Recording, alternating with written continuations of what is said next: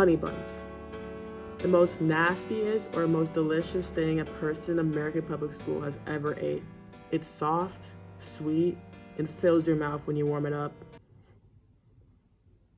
A homeless person. Someone who has to live day in and day out in the worst living conditions, the outside. Having to forcibly be subjected to awful weather and sometimes even worse stranger interactions. Somehow, a person and a product have been brought together. And you might think it is because people are feeding the homeless with honey buns. Odd food choice, I know, but that's not what's going on.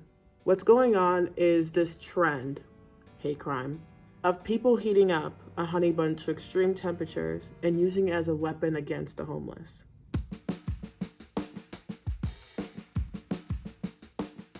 A honey bun is the close cousin to a cinnamon roll.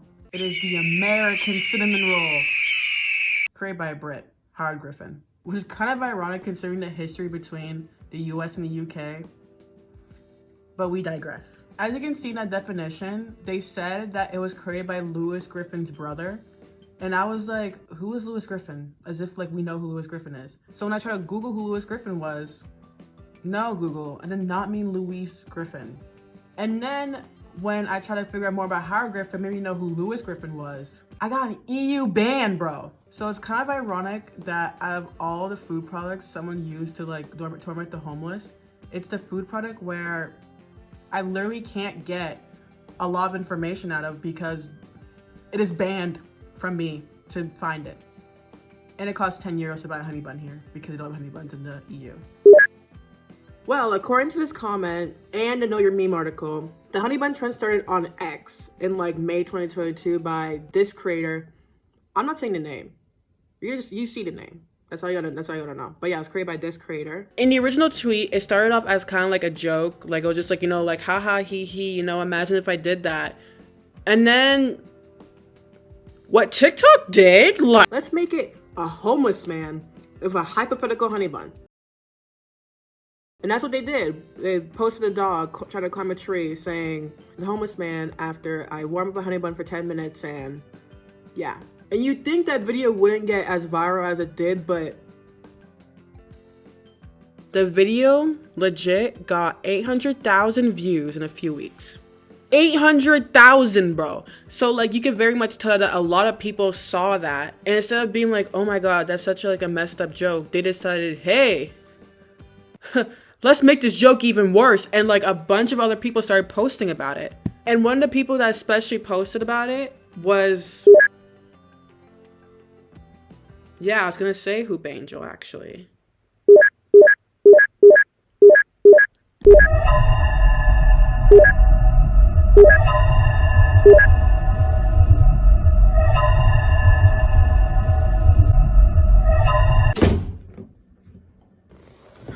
Comparing Hoop Angel to Palpatine is mad, I know. But it really does show how people did think, and I thought at first, that Hoop Angel was the one that created the trend, considering the immense amount of videos they have posted regarding the honey bun trend.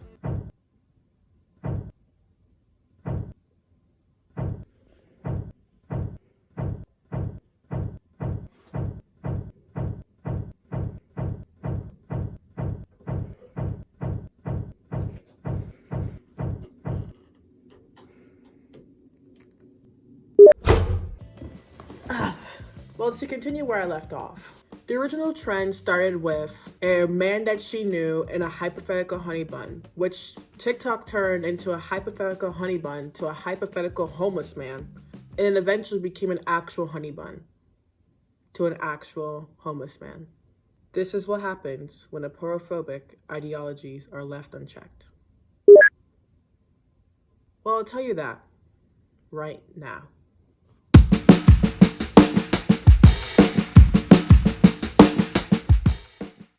There are many definitions in aporophobia, a range of situations and circumstances in which the non-poor discriminate against the poor, and repudiation of poor people. But for this video, we'll use one definition, which is aporophobia: rejection, aversion, fear, and contempt for the poor.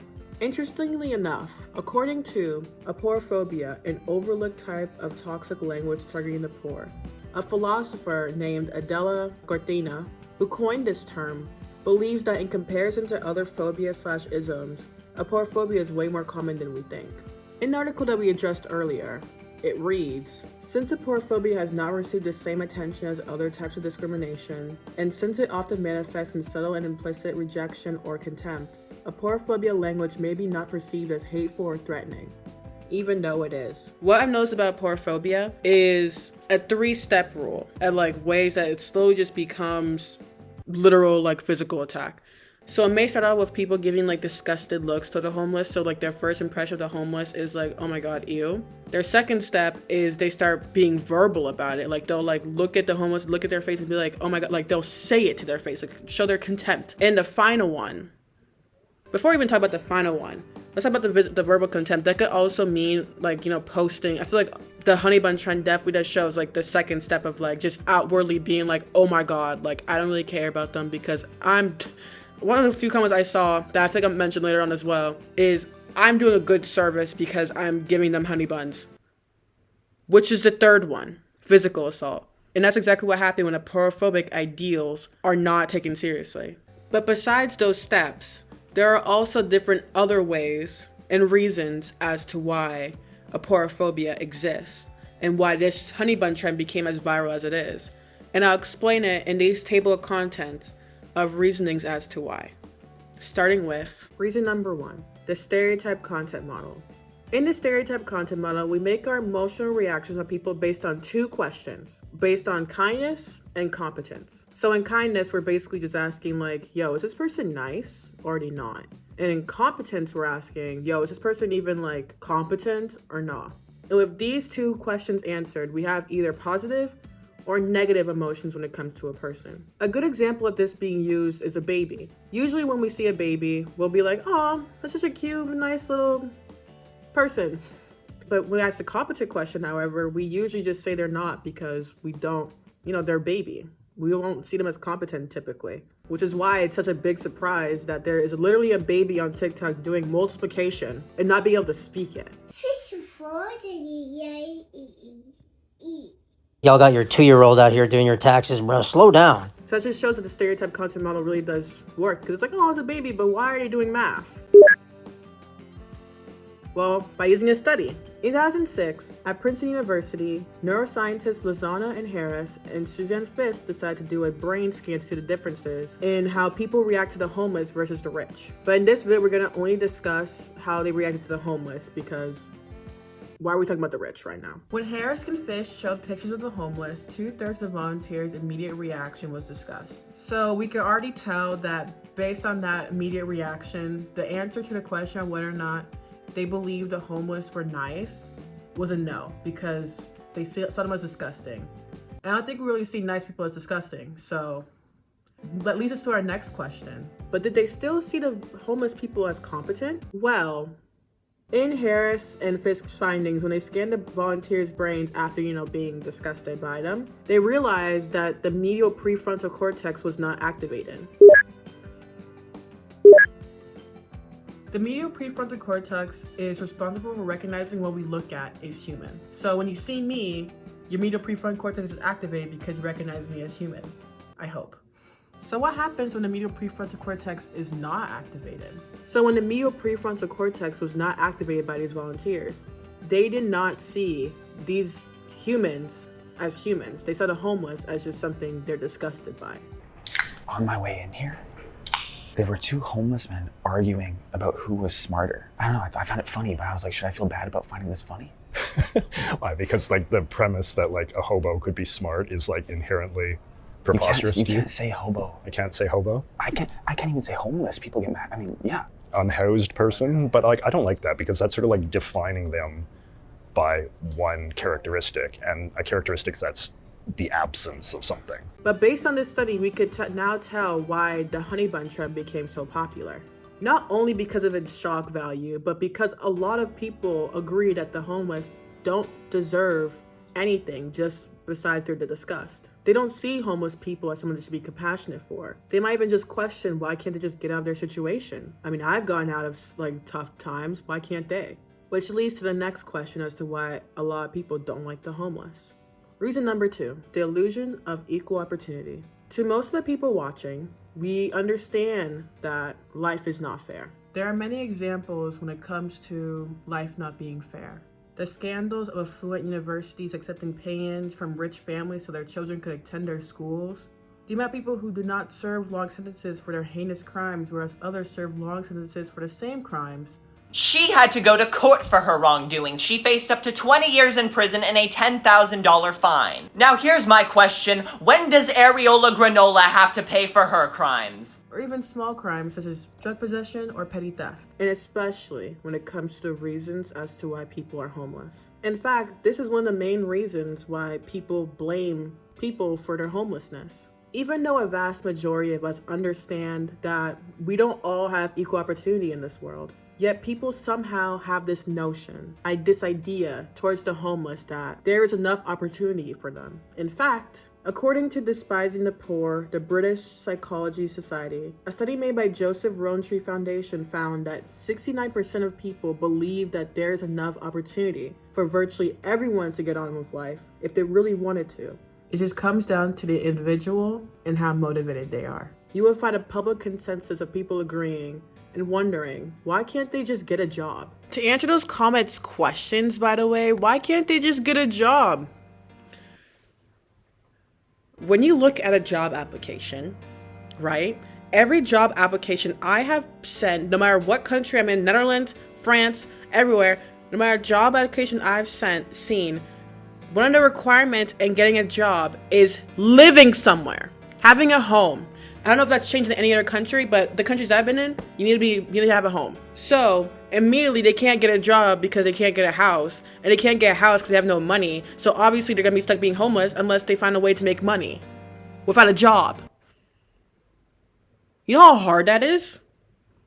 But nah, as long as the person's motivated, they should be able to get a job.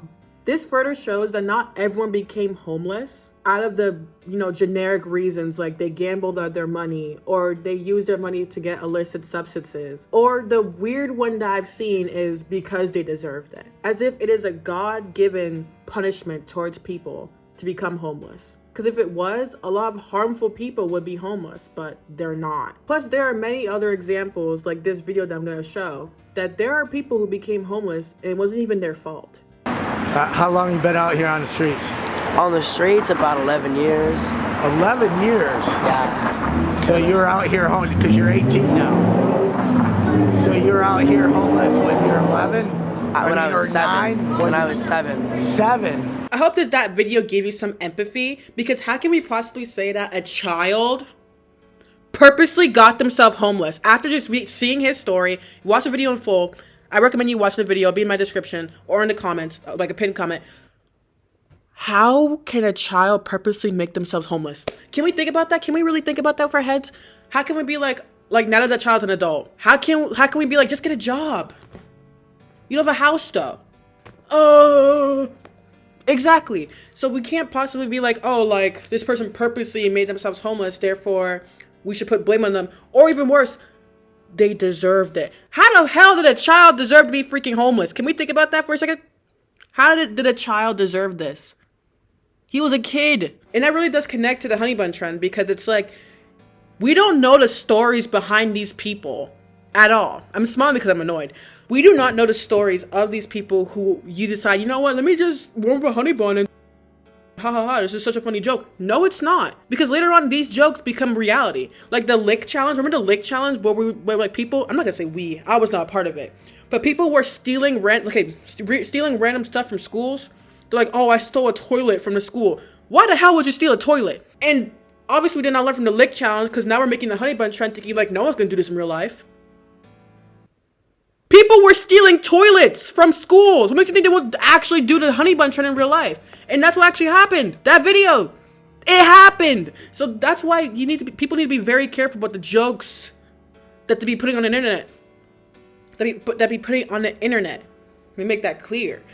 Because it is very obvious that trends like this start a whole another thing, and next thing you know happens in real life, we're like, oh no, what happened? Because you made a dumb joke! You made it, like, this trend started off with a tweet being like, oh my god, I want to... And hopefully she never did that, but it's just like, oh, ha, ha, ha. And it's a messed up comments later on. And I was just like, oh my God, TikTok, you need to do better. Hell is other people.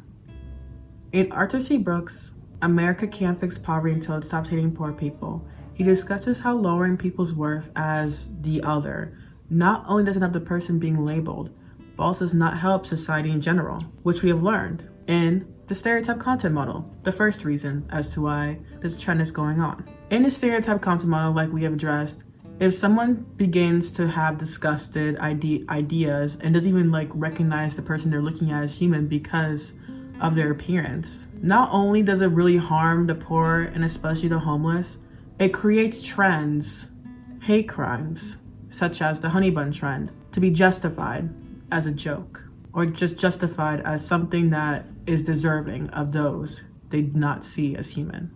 Global levels of inequality are increasingly growing. Social mobility is as low as 7% in both the United States and in Europe. And the perception of social mobility in the United States is higher than the actual opportunities to climb up the ladder, exasperating the blamefulness and criminalization of the poor. This quote is something we have already discussed in a video as to why the Honey Bun trend became so popular, which is the illusion of equal opportunity. Even though there's a good amount of people disagreeing with the trend and saying how disgusting it is almost always counteracted with people saying it's just a joke and how they are killing the fun. The fight to end aporophobia and aporophobic views is just as challenging as any other phobia, and a lot of articles agree with this. It poses a number of risks and ethical issues, including tensions between freedom of speech and respect for equality and dignity, biased data sampling, annotation, dual use, and many others discussed in previous works by Hovey and Sprout. I mean, look at that list of citations agreeing with this take. It is not only hard to outright ban aporophobia because it challenges freedom of speech and somewhat freedom of the press, but because there's a lot of people, even researchers, with hidden internal biases towards the poor and homeless that maybe they didn't even know about. But there is still a way in combating this. And one of the article solutions had a list of things that they have for solutions for that, which are offering regular updates on aporophobia, providing valuable insights to tackle poverty as a societal problem as opposed to a problem of the poor. And to take a direct quote from the article, analyze the trends of this phenomenon and correlate them with economic indicators on poverty and inequality. Aren't I doing that with this video? Aren't I fighting aporophobia? And I also encourage others to do that as well. But don't promote the Honey Bun trend, of course, but discuss it in a way and post videos and like posts in general in a way of informing people and recognizing that this is not a trend that we should glamorize, and this is not even should be seen as a trend, but be seen for as it is, a promotion of a hate crime. I will leave you with one more study to emphasize my point. Where there's a lack of opportunity, these outcomes may be close to the truth, of course, but if poor children are led to take such a view, there is risk that this will become a self-fulfilling prophecy. This is known in psychology as stereotype threat. This quote is from a research done on American children ages 5 to 14. They were told to look at poorer and richer houses and to imagine who would be in those poor and richer houses. In the richer houses, people had a lot of nice things to say, but again, why are we talking about the rich? Let's talk about the poor houses. In the poor houses, they did not have a lot of nice things to say, the children. In fact, the children who were from rich to middle class had a lot more rude and disrespectful things to say. However, the poorer children had different things to say. They were a lot more kinder and respectful. And one of the quotes that stuck out to me was when the kids did say, if they're not rich or their clothes are messed up, some people laugh about them. I try to be their friend. So children are able to recognize that people are worthy of compassion no matter what they look like and no matter which house they live in or if they're houseless. What is stopping you?